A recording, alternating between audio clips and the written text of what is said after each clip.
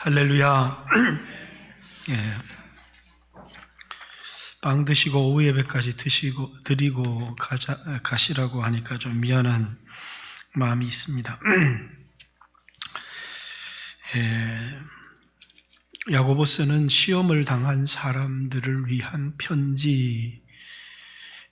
그 시험이 자신의 욕심 때문에 든 시험이든 아니면 그 시험의 원인이 어디에 있든지 간에 여러 시험을 만난 사람들에게 주는 권면입니다. 우리가 이 세상을 살아가면서 많은 종류의 시험을 만나죠. 예수님도 육체를 가지고 계실 때 시험을 당하셨습니다. 그래서 먹을 것, 사단 마귀가 찾아와서 이 돌로 떡덩이를 만들어 먹어라 이렇게 시험하기도 했고, 예수님을 성전 꼭대기에 세우고 뛰어내려라 이런 시험도 했고, 또 엎드려 경배하면 천하 영광을 주겠다 이런 시험도, 예수님도 육체에 계실 때 시험을 받으셨다라는 것은 여러분과 저의 삶에 시험이 있다는 것입니다. 예수님의 이 시험은 이스라엘 백성 40년 광야 시험을 대표하는 것이죠. 그래서 예수님이 광야에서 시험을 받으사 이렇게 말씀했고, 이스라엘 백성들이 광야에서 여러 종류의 시험을 만났습니다. 그래서 이제 고린도전서 10장에 보면 모세에게 속하여서 이제 홍해를 지나며 침례를 받기도 했고, 반석에서 나는 샘물의 물을 마시기도 했지만 하나님이 저들 중에 다수를 기뻐하지 않았다 이렇게 얘기를 하는 것은, 하나님이 그들을 기뻐하지 않았다는 게 아니라 그들의 행위를 기뻐하지 않았다는 것이죠. 시험을 만났다라는 게 중요한 게 아니라 그 시험에 어떤 믿음을 보였는가가 우리에게 이제 중요한 겁니다. 그래서 우리에게 시험을 만나지 말게 해 주십시오라는 기도는 없습니다.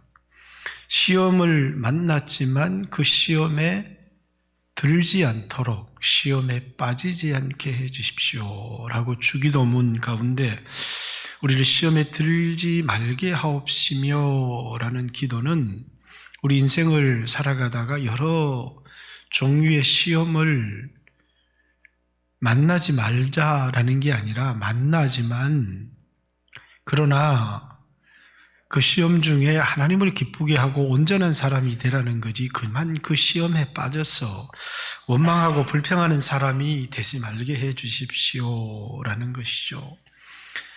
그래서 여러분, 어떤 인생이든지 시험이 있습니다. 그 시험을 받는 기간이 광야입니다. 죽어서 천국 가면 거기에는 시험이 없습니다. 이 세상의 육체를 가지고 사는 동안에 시험이 있습니다. 그래서 광야를 우리의 인생길로 표현을 하는 겁니다.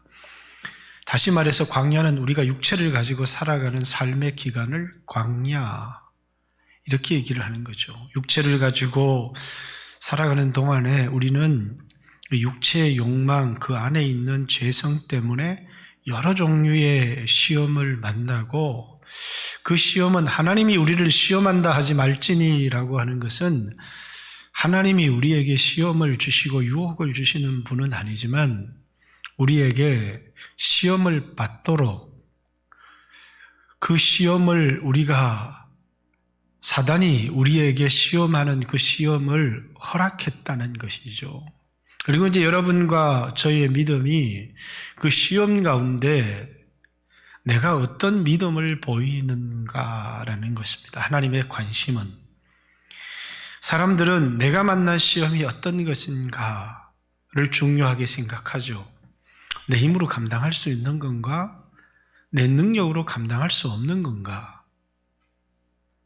그걸 사람들은 내가 만난 시험을, 그래서 그걸 이제 오늘 우리말로 표현하면 문제입니다. 큰 문제 만났습니다. 큰일 났습니다. 이렇게 말하는 것도 있고 문제가 있지만 큰 걱정은 없습니다. 시험 중에 작은 시험도 있고 시험 중에 큰 시험도 있습니다. 근데 여러분 시험을 만날 때 꼭 기억해야 될 하나가 있습니다. 시험 당할 즈음에 반드시 우리 눈에는 보이지 않습니다. 피할 길을 내사. 하나님은 모든 걸 주관하고 계시는 절대 주권의 하나님이십니다. 우리에게 믿음이 좋은 사람에게는 큰 시험을 허락하시기도 하고 믿음이 약한 사람에게는 작은 시험.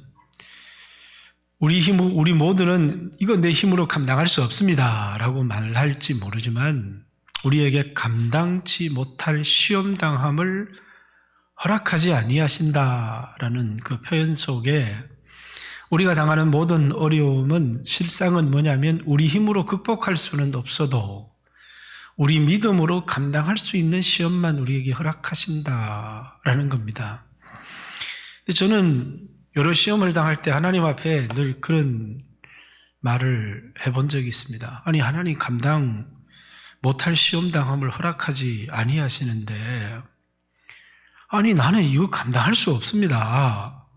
내 능력으로 감당할 수 없는 시험을 왜 하나님이 내게 허락하십니까? 이렇게 하나님 앞에 따져본 적이 있습니다마는 거기 감당치 못할 시험 당함이라는 것은 우리 입장에서는 내 힘으로 해결할 수 없는 문제를 감당치 못할 시험 이렇게 말하고 하나님 입장에서는 내 힘으로 해결하지 못할 어려운 문제를 감당치 못할 시험이라고 말씀하시지 않고 내 믿음으로 감당할 수 없는 그 시험을 감당치 못할 시험이다 이렇게 말씀하시는 겁니다. 그러니까 여러분들이 큰 시험을 만나도 여러분들이 생각할 때 이건 내 힘으로 감당할 수 없는 시험인데 이렇게 생각할 것이 아니라 그 시험은 내 힘으로 감당할 수 없는 시험인지 모르지만 내 믿음으로 능히 감당할 수 있는 시험이다. 하나님을 의지하고 믿음으로 살기만 하면 능히 감당할 수 있는 시험이다. 그래서 어떤 시험을 만나든 낙심하고 좌절하고 하나님을 원망하고 불평하고 이러면 되는 게 아니라 내 눈에는 길이 보이지 않지만 반드시 하나님께서 내게 피할 길을 내신다. 그래서 시험 당할 때 내게 피할 길이 있다. 단지 보이지 않지만 하나님의 말씀을 듣고 그 말씀대로 알 수 없는 길이지만 한 걸음 한 걸음 순종하고 가다 보면 나중에 그 시험을 다 벗어나서는 내 인생 여정 끝내어 강 건너 언덕 이를 때 하늘문 향해 말하리 예수 인도하셨네. 나는 알지 못하는 길, 그래서 어떻게 해야 이 어려움을 극복할지를 알지를 못했는데 한 걸음 한 걸음 하나님 말씀에 순종하며 가다 보니까 어느 순간에 그 피할 길이 내게 주신 하나님 말씀이었구나. 세상 사람들처럼 이렇게 가면 된다라는 통찰력을 주시는 게 아니고 시험 당할 때 뭘 주셔요? 말씀을 주세요. 말씀. 그래서 여러분들은 이 말씀대로 산다고 이 문제가 해결되나 이렇게 말하는 게 아니고 이 말씀이 여러분을 어떻게 인도해서 어떤 결과가 올지에 대하여 의심하지 말라는 거예요. 그리고 이 말씀이 하나님이 내게 주신 이 은혜로운 말씀이 나에게 주신 피할 길이다라는 사실을 잊어서는 안 됩니다. 그래서 시험의 크기, 시험의 종류, 이게 우리에게 중요한 게 아니고 하나님이 우리에게 보시고자 하는 것은 우리에게 시험을 안 주시는 분이 아니라 시험을 당하도록 허락하시되 우리에게 뭘 보기를 원하는 거예요? 믿음입니다. 믿음. 제가 참 좋아하는 구절이고 어려움을 당할 때도 늘 생각하고 다짐했던 게 이제 빌립보서 1장 21절입니까? 살든지 죽든지 이게 살든지 죽든지는 내가 당한 어려움입니다. 살든지 죽든지 우리는 거기 딱 매여 있는 겁니다. 내가 살 건가? 내가 죽을 건가?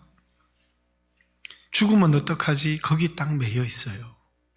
근데 바울은 살고 죽는 거는 내가 결정할 문제 아니다.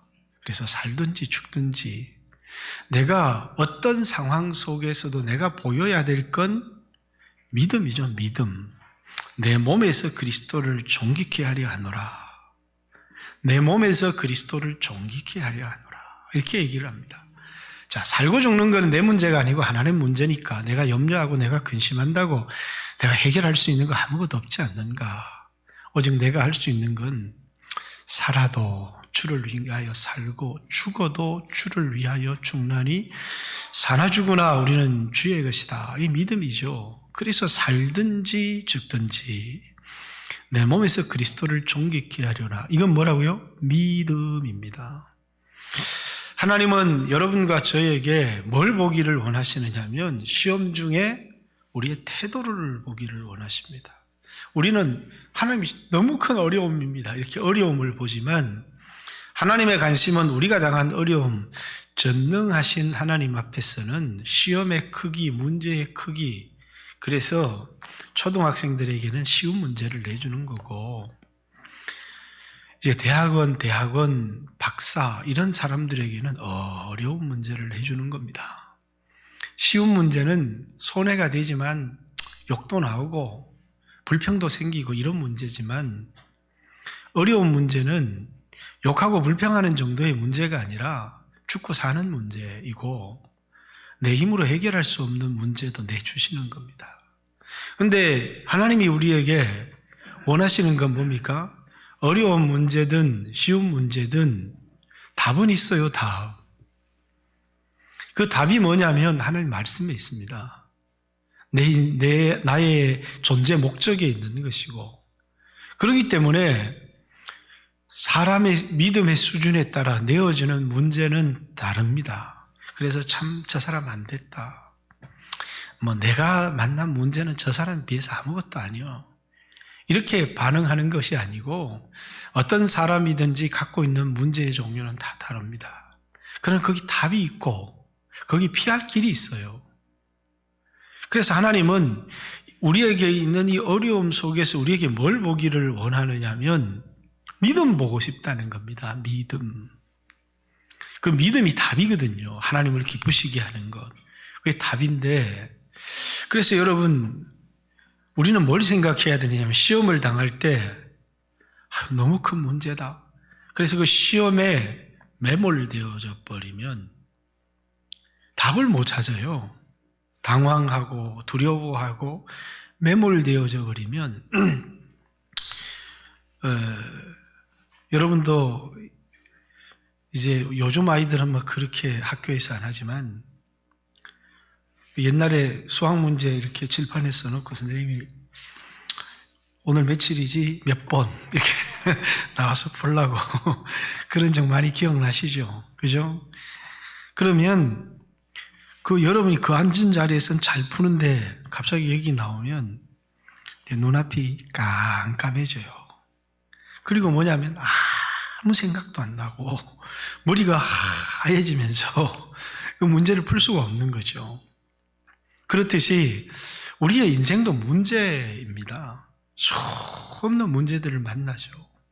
수없는 문제들을 만나는데 그만 거기서 당황하고 어찌할 바를 모르고 그리고 하나님이 살아계신겨 살아계시지 않는겨 왜 내가 이때까지 신앙생활 잘하고 기도했는데 왜 나에게 이런 어려움을 주시는지 하나님 뭐라고요?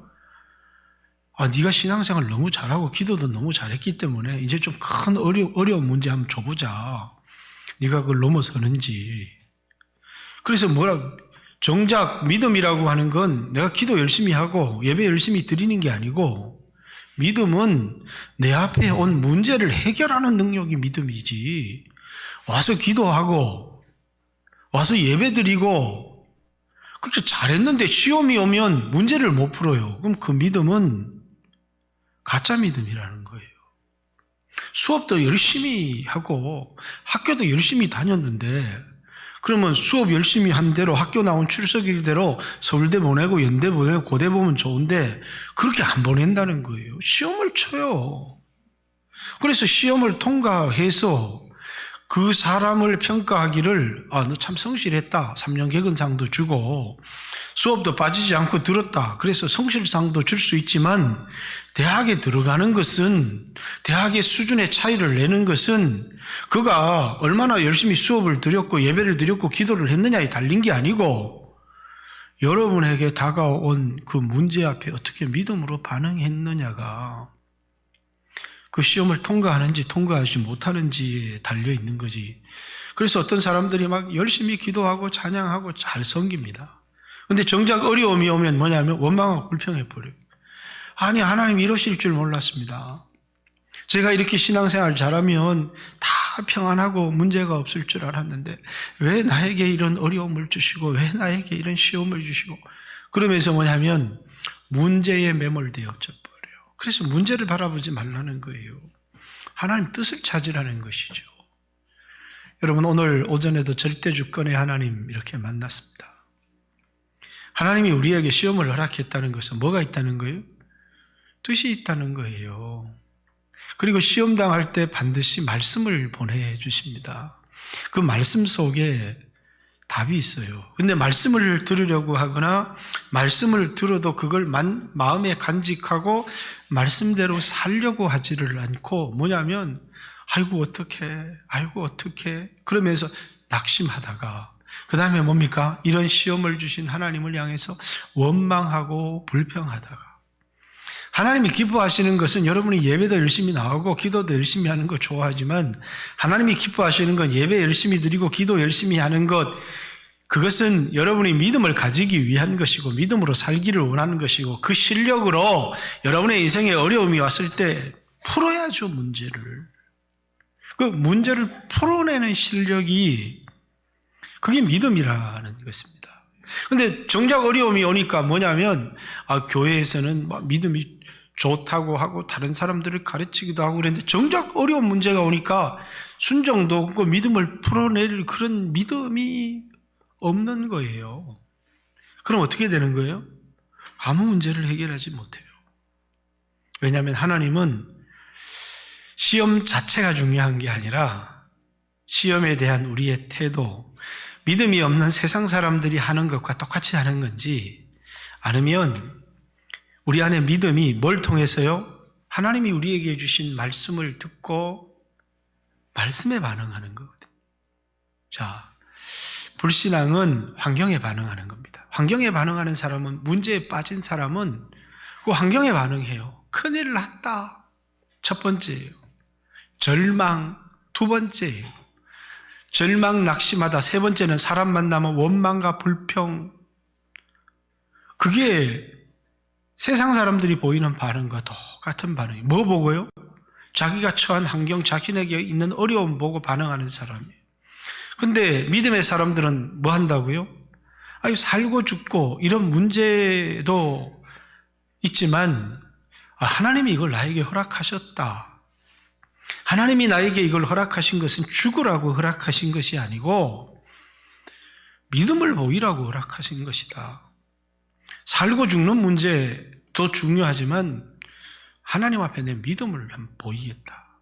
그래서 믿음을 보이는 거죠. 그래서 여러분, 내 능력이 아닌 내 믿음. 어떤 사람은 하나님 내가 헌금도 많이 할 수 있고 내가 실력도 있는 사람인데 하나님 앞에 내가 한번 실력을 보여드리게 하나님 하나도 안 받으셔요. 그래서 요즘 이제 헌신예배 하는데 헌신예배는 우리의 실력을 헌신하는 게 아니에요. 우리 믿음을. 사람마다 다 달라요. 그래서 뭐대로요? 사람 눈치 보고 내 체면 보고 그러면 그거 아무리 많이 헌신해도 하나님이 하나도 안 받아요. 감동대로 하면 돼요. 가부의 두렙돈도 하나님 감동했잖아요. 그죠? 그 두렙돈도 없는 사람은 기도라도 하고 하나님 앞에 믿음을 보이면 돼요. 하나님 그 믿음을 통해서 그에게 뭘 이루려고 하느냐면 큰 역사를 이루려고 하는 거예요. 한번 믿음 한번 보여줘봐. 왜? 하나님을 기쁘시게 하는 건 내가 헌신하는 능력이 아니고 그래서 헌신은 내 힘을 하나님 앞에 보여드리는 게 아니고 내 순종을 보여드리는 거예요. 믿음은 뭐라고요? 순종을 보여드리는 거예요. 순종. 내 마음에 주신 감동의 순종을 보여드리는 것이 헌신이지. 아유, 나는 헌신할 능력이 안 되는데. 그렇죠. 다 부담스러워요. 그래서 다른 사람 눈치 봐서 이렇게 하려고 하면 다 부담스럽습니다. 그렇게 하는 게 아니고, 주여, 나는 아무것도 드릴 게 없습니다. 그런데 하나님이 마음에 감동을 주셔. 너 드릴 게 없지. 그래도 너 이건 할 수 있잖아. 주님을 사랑하기 때문에 너 이건 할 수 있잖아. 그러면 내가 할 수 있는 것에 그래, 나는 드릴 것은 없지만 이거는 주님 앞에 할 수 있어. 그러면서 그걸 하는 겁니다. 하나님은 그걸 너무 기쁘게 받으시고, 그래서 헌신은 함부로 판단하는 게 아니에요. 왜? 그건 우리가 보고 저 사람 얼마 드렸다 이렇게 판단하는 게 아니고, 하나님이 그에게 주신 감동에 대한 그의 순종이 헌신이고 믿음이기 때문이에요. 그걸 보고 하나님이 역사하시는 거거든요. 근데 많은 사람들이 하나님이 주시는 감동의 말씀에 하려고 하는 게 아니라 자꾸 형편도 안 되는데 자꾸 많이 하려고 하고, 또 많이 못 하려고 하니까 남의 눈치가 보이고, 그러니까 헌신이 얼마나 사람들에게, 믿음이 없는 사람들에게 부담이 되어지는지를 모릅니다. 그리고 어떤 때 감동이 부담스러운 감동도 있어요. 그런데 이 감동은요, 하나님은 절대로 공짜로 먹는 분이 없으신 분입니다. 감동에 순종을 하잖아요. 거기에는 하나님 역사가 있습니다. 하나님 이걸 갚아주시려고 하는 거구나. 그래서 거기에 놀라운 역사가 일어나게 돼 있어요. 여러분과 저는 이 세상에서 여러 종류의 시험을 만납니다. 근데 어떤 사람은 계속해서 환경을 보고 시험에 넘어지고 그 다음에 시험이 와도, 그래서 언제나 초등학생의 믿음에 머물러 있는 사람이 있어요. 더하기 빼기, 조금 더 늘어나면 곱하기 나누기까지 하지. 아니, 그 다음에 뭡니까? 통계도 하고 확률도 하고 함수도 하고 미분 적분도 하고 이런 수준으로 우리의 신앙이 풀어가야 되는데, 평생 더하기 빼기만 하다가 우리 인생 맞출 수는 없는 거 아닙니까? 그럼 그 믿음이 아주 적은 것이죠. 그저 젖이나 먹는 믿음의 수준에 머물러 있는 거예요. 머리로 많이 아는데 순종이 안 돼요. 여기서 그래서 하려고 하는 말이 뭐라고요? 그것입니다. 시험이 아닌 시험에 대한 올바른 태도가 뭔지를 우리에게 가르치려고 하는 겁니다. 그래서 여기 17절, 온갖 좋은 은사와 온전한 선물이 다 위로부터 빛들의 아버지께로부터 내려오나니 그는 변함도 없으시고 해전하는 그림자도 없으시니라. 그는 피조물 중에 우리로 한 첫 열매가 되게 하시고, 하나님은 어떤 분이시냐면 변함도 없고 해전하는 그림자도 없고, 그리고 우리를 너무너무 사랑하셔서 모든 피조물 중에 첫 열매가 되게 하신 분이라는 거예요. 자, 그분이 우리에게 주는 어떤 시험도, 그분이 우리를 시험하지도 않지만 우리에게 허락한 어떤 시험도 우리를 망하게 하려고 주신 것은 없다는 거예요. 모든 좋은 것이 빛들의 아버지로부터 내려오는데 이 모든 것은 뭡니까? 우리에게 좋은 것을 주기 위한 것이라는 거예요. 그죠? 여러분, 초등학생이 아빠 100원, 뭐 요즘은 100원이 아니에요. 아빠 1000원, 그러면 너 빵 사 먹으라 줍니다. 근데 초등학생이 1억만 주세요. 이러면 여러분 뭐라 그럽니까? 이 자식이 돌았나? 이렇게. 왜? 초등학생은 1000원 달라고 그래야지. 1억 달라고 그럴 수 있는 게 아니잖아요. 초등학생이 손을 딱 내, 아빠 1억만 이렇게 하지는 않습니다. 아빠 1000원만. 그게 초등학생의 믿음이에요. 그러니까 그게 그 사람이 받을, 하나님 좋은 것을 주시는 하나님 앞에 받을, 그래서 많은 좋은 것을 가지고 있는 것 같은데 하나도 기쁨이 없고 누림이 없는 사람이 있습니다. 정말 중요한 것은 하나님이 주신 것을 제대로 누릴 줄 알아야 되죠. 하나님은 우리에게 좋은 것을 주시는 분이십니다. 그런데 사람들은 내게 온 그 시험의 이유를 알지를 못하고 뭐냐면 원망하고 불평해요. 그래서 이스라엘 백성들이 광야에서 뭡니까? 원망하다가, 그들이 불평하다가, 또 유혹도 있어요. 그들이 주를 시험하다가, 또 뭡니까? 우상 숭배하다가 광야에서 다 엎드려지고, 결국은 우리가 하나님을 기쁘시게 하는 것은 돈도 아니고 믿음인데, 우리가 만난 그 환경 속에서 하나님 앞에 믿음을 보여드려야 되는데, 그래서 원래 이게 이제 헌신 예배든 또 아니면 헌신 예배가 아니라 우리 인생에서 만나는 어려움이든 목표는 딱 한 가지예요. 하나님 앞에 믿음을 보여드리는 거죠. 우리의 믿음을 보여드리는 겁니다. 그걸 통해서 하나님을 기쁘시게 하는 것이죠. 그런데 사람들은 환경을 보고 원망하고 불평하더라는 거예요. 그런데 하나님은 그런 분이 아니라는 것입니다. 우리에게 준 모든 것이 좋은 거라는 거예요. 제가 금요일인가 목요일 날 영상을 보내면서 그런 얘기를 했죠. 코로나가 걸려도 우리는 감사한다. 항상 기뻐하라. 쉬지 말고 기도하라. 범사에 감사하라. 왜? 범사, 우리가 만난 모든 일들은 하나님이 허락하신 것이라면 그게 뭐라고요? 내 눈에 보기에는 내가 원하는 게 아니에요. 내가 원하는 것이 따로 있지만 내 삶에 일어나는 모든 것들은 뭐라고요? 좋은 거예요, 나에게. 하나님이 절대 주권자라는 사실을 믿지 않으면 우리가 감사하지 못하죠. 이게 무슨 감사할 일이냐고 원망하고 불평하고 낙심하고 좌절할 일이지. 그러나 하나님이 절대 주권자시고 그분이 나에게 준 이 문제는 나를 온전하게 하기 위해서, 아니, 인격적 온전을 넘어서서 이 문제를 풀어서 하나님이 빛들의 아버지께서 나에게 좋은 것을 주기 위한 거라는 거예요. 그러니까 뭐 하는 거예요? 감사해야 되는데 원망하고 불평하니까 문제를 못 푼 거예요. 그래서 아빠 1억, 그러니까 니는 1,000원이나 가져라, 이렇게 하는 거죠. 왜? 나는 1억을 원하는데 하나님 1,000원을 주시는, 초등학생이니까 그렇죠. 그분은 좋은 것을 주시는 분이에요.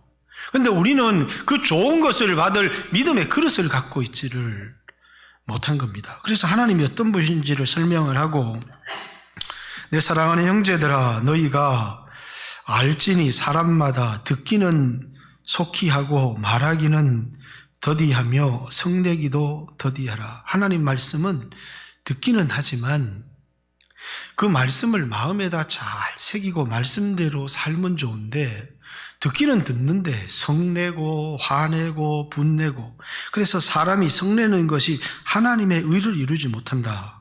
그러므로 모든 더러운 것과 넘치는 악을 내버리고, 하나님 말씀을 듣고 성내고 화내고 분내고 하지 말고 그 말씀을 듣고 뭐 하냐면 내 자신을 좀 돌아보라는 거예요. 왜 하나님이 나에게 이런 어려운 문제를 만나게 하셨고 또 이런 일들을 당하게 하셨는지를 돌아보라는 거예요. 그래서 거울의 비유를 하고 있는 겁니다. 그러므로 너희의 모든 더러운 것과 넘치는 악을 내버리고 너희 영혼을 능히 구원할 바 마음에 심겨진 말씀을 온유함으로 받으라. 먼저 환경을 보고 원망하고 불평하지 말고 하나님의 말씀은 속히 듣되 그것을 마음에 깊이 새기는 묵상을 하며 말씀이라는 거울 앞에 자기의 영혼을 비추어 보라는 겁니다.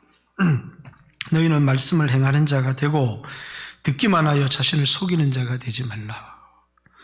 말씀을 내 마음에 담고 그 말씀대로 하나님 뜻대로 살아야 믿음이지, 듣고 행하지는 않는 자는 자기를 속이는 자다, 이렇게 말하는 겁니다. 누구든지 말씀을 듣고 행하지 아니하면 마치 어떤 사람과 같으냐면 그는 거울로 자기 자신의 생긴 것을 보고 얼굴을 보는 사람 같아서 제 자신을 보고 가서 그 모습이 어떠했는지 곧 잊어버리거니와. 거울 앞에서 내 모습을 봤으면 세수를 해야 되겠다, 머리 스타일을 좀 이렇게 바꿔야 되겠다. 머리가 많이 빠졌는데 좀 심기라도 해야 되겠다. 이렇게 자신의 모습을, 거울을 보는 중요한 이유가 뭐냐면 씻고 고치기 위해서 거울을 보는데, 말씀은 우리 영혼의 거울 같다는 거예요. 그래서 말씀을 듣는 것은 나를 비추는 것 같은데, 거울에 자기를 비춰보고 나서 자기 모습이 어떠했는지를 잊어버리는 사람은 말씀을 듣기만 하고 행하지 않는, 자신의 영혼의 모습을 보고 고치지 않는 사람과 같다는 것이죠. 수없는 어려운 일을 당할 때 그 어려움에 반응하는 게 아니라, 어려울 때 하나님이 말씀을 주시는데 그 말씀을 듣고 자기를 진단하라는 것입니다. 우리에게 왜 이런 어려움을 주셨는지, 첫 번째 뭘 진단해 봐야 되느냐, 내 인간관계에 문제가 없는지, 내가 고아를 보고 과부를 보고 하나님이 감동을 주셔서 좀 이렇게 나누어야 될 때 인색한 마음을 가진 적은 없는지, 아니면 내 안에 악한 습관, 아주 악한 습관이 있어서 그 육체적인 악한 습관이 성령을 근심하고 있지는 않은지, 그걸 통해서, 말씀을 통해서 비춰보고 뭐 하라는 거예요? 회개는 말씀을 듣기는 했지만 순종하지 않았던 삶에서 말씀을 듣고 순종하는 삶으로 가는 게 회개거든요. 그래서 하나님은 뭘 얘기하시느냐면, 하나님은 우리에게 시험을 주신다는 거예요. 여러 가지 시험들을 당하는 것을 허락하시지만 그 시험에 빠지지 말라는 거예요. 왜? 우리를 너무너무 사랑하시는 하나님께서 시험을 허락하신 것은, 모든 빛들의 아버지, 우리에게 좋은 것을 주시는 아버지께서 우리를 고쳐서 거기에다 풍성하게 담아주시려고 우리에게 시험을 주시는데, 우리는 뭐라고요? 늘 원망하고 불평해버리거나, 그리고 믿음이 초등학생이면서 하나님 이러니까 하나님께서 그러면 너 내가 주는 시험 감당할 수 있니? 그리고 시험 주시는 거예요. 근데 그걸 감당은 못하면서 하나님 왜 1억을 안 주십니까? 그러니까 너는 1,000원도 감당하기 어렵다. 이렇게 말씀하시는 거라는 거예요. 물질적으로 얘기를 하면. 그래서 어떤 시험을 당할 때 어떻게 해야 되느냐 하면, 말씀을 듣고 그 들은 말씀을 잊어버리고 행하지는 않으면서 성내고 분내고 그리고 원망하고 불평하고 이렇게 하지 말고, 마치 듣고 순종을 안 하고 성내고 원망하고 불평하는 것은, 성나고 분내는 게 하나님 뜻을 이루지 못하는 것이라 이렇게 얘기하는 것은, 그것이 말씀에 반응하는 것이 아니라 환경에 반응하는 거라는 거예요. 그 말씀을 뭐 하라고요? 마음에 깊이 새기라는 거예요. 들은 말씀을 흘려보내지 말고 마음에 새기고, 그리고 뭐 하라는 거예요? 그 말씀에 한번 반응해 보라는 거예요. 그 반응이 뭐겠어요? 순종이라는 겁니다.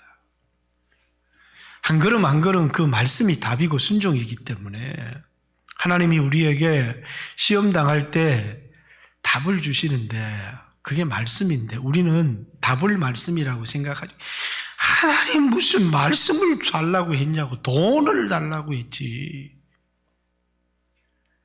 그러니까 이게 하나님의 방법을 모르는 것이요. 하나님 돈 주세요. 그런데 하나님은 말씀을 주시는 겁니다. 왜? 그 말씀에 순종할 힘이 있어야 돈을 주어도 그 사람의 믿음을 잃어버리지 않거든요. 그런데 우리는 뭐라고, 아니 뭐 설교는 은혜 되는데 이 말씀을 들었다고 내 삶이 뭐 바뀝니까? 그러면서 말씀을 들으려고 하지 않아요. 피할 길은, 그 문제에 대한 답은 말씀을 듣고 순종하는 거거든요. 근데 그걸 모르는 겁니다. 돈을 달라고요, 돈을. 이렇게 하나님 앞에. 근데 하나님은 그럼 네가 벌어서 써라. 안 주세요. 왜? 돈이 그 사람에게 유익하지가 않습니다. 그러니까 뭐냐면, 전력은, 우리는 이제 하나님의 열심도 있고 자기 열심도 있습니다. 그런데 열심은 절대로 나쁜 게 아니죠. 그러나 열심이 믿음이 아니에요. 열심이 믿음이 아니라, 믿음은 뭐라고요? 순종의 힘이에요. 믿음은 말씀을 듣고 그것을 마음속 깊이 묵상해서 그 말씀을 마음에 새기고, 그리고 뭐라고 얘기하느냐면, 내가 하나님께 기도했더니, 이 문제를 두고 하나님께 기도했더니 말씀이 답이거든요. 바울이 기도했습니다. 하나님, 내 병을 좀 고쳐주세요. 그랬더니 하나님이 뭐라고요? 내 은혜가 내게 족하다. 더 이상 기도하지 마. 이렇게 얘기를 하는 겁니다. 그런데 왜 좀 병을 고쳐주시고 건강하면 선교도 더 많이 할 수 있는데 병을 안 고쳐주시나? 바울이 깊이 생각을 해본 겁니다. 내가 약할 때 내가 강함이 된다.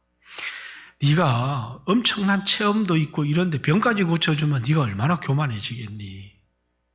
그래서 내 은혜가 내게 족하다. 더 이상 기도하지 마라.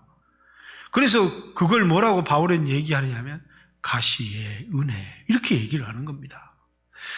이 병은 하나님이 나에게 주신 사단의 사자지만 하나님 나에게 주신 은혜였구나. 내가 약할 때 도리어 강함이 되는구나. 그리고 뭡니까? 이제 더 이상 기도하지 않고 자신의 약함 때문에 뭘 하느냐? 전적으로 하나님을 의지하는 삶을 살아가는 거예요. 그게 뭐냐면 내 은혜가 족하도다라고 하신 하나님의 말씀의 뜻이 뭐냐면 너는 약할 때 강하다. 그 말은 네 자신을 의지해서 네 건강을 의지해서 막 설쳐 나대리지 말고 전적으로 하나님을 의지하라는 거예요. 그리고 그렇게 했더니 자신이 건강한 것보다 사역이 막 몇십 배 폭발적으로 늘어나는 거예요. 그러면서 뭐라고요? 내가 약할 때 도리어 강함됨이라, 이렇게 얘기를 하는 겁니다. 왜? 우리 인생의 수없는 문제에 대한 건강이 없으면 건강이 답이 아니고 돈이 없으면 돈이 답이 아니고 하나님은 항상 답을 말씀으로 주세요. 그리고 그 말씀대로 했더니 정말 놀라운 일들이 일어나는 겁니다. 정말 돈이 필요한 사람은 돈을 주기도 하지만 그것이 자기가 원했던 놀라운 일들을 이루어가는 것을 보게 되는 것입니다.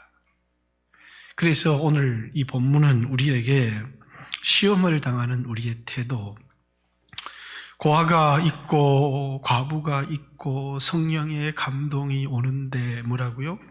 순종은 안 하는 겁니다. 그리고 욕심으로 가득 차 있는 겁니다. 그래서 사람이 시험 당하는 것은 하나님이 나를 시험했다 이렇게 말하지 말라는 거예요. 욕심에 이끌려서 네가 시험을 당한 것이다.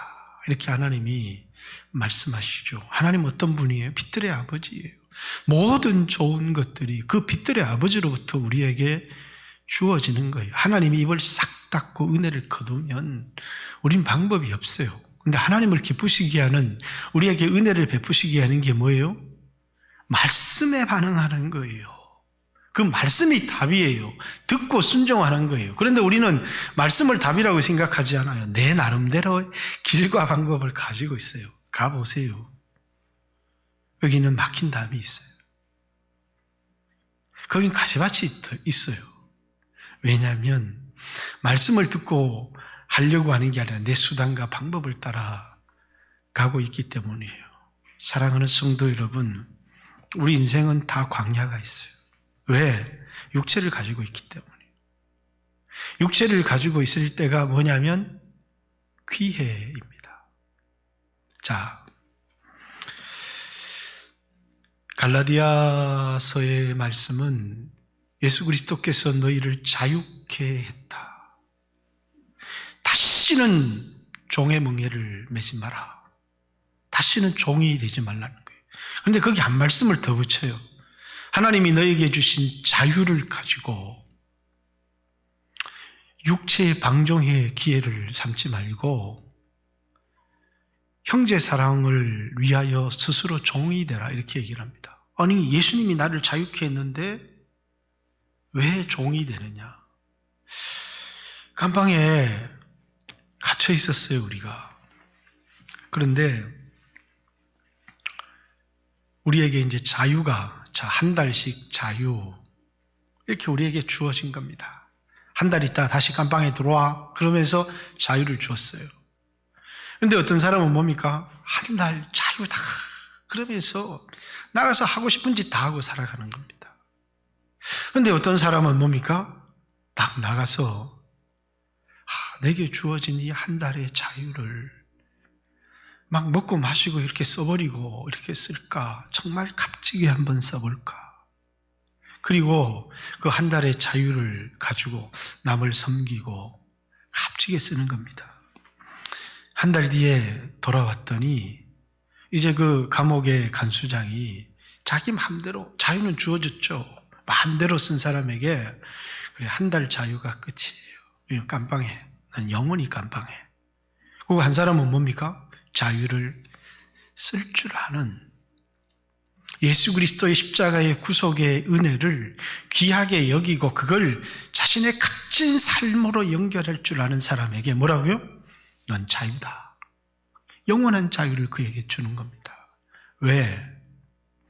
우리에게 기회를 줘보는 거죠. 육체의 이 시간을 통해서 기회를 줘보고 그 기회를 어떻게 선용할 줄 아는가. 그게 믿음이에요. 기회를 선용할 줄 아는 믿음. 여러분, 오늘 여러분과 저에게도 시험이 있어요. 우리는 자꾸 내가 만난 시험이 얼마나 크고 얼마나 어려운지를 말할지 모르지만 하나님은 여러분이 만난 시험이 얼마나 크고 어려운지 전능하신 하나님에게는 아무런 문제가 되지도 않고 아무런 관심이 없어요. 하나님의 관심은 오직 여러분의 믿음에 있을 뿐이에요. 여러분이 기도할 때에 음성 주시고, 그렇죠, 환난을 당한 자에게 말씀을 보내어서 그를 구원하시는 도다. 하나님의 말씀이 말과 같이 우리에게 달려. 그게 기도의 응답이에요. 근데 하나님이 응답을 주셨는데 믿음으로 살지를 않아요. 여러분, 어려움 당할 때 감동이 오십니까?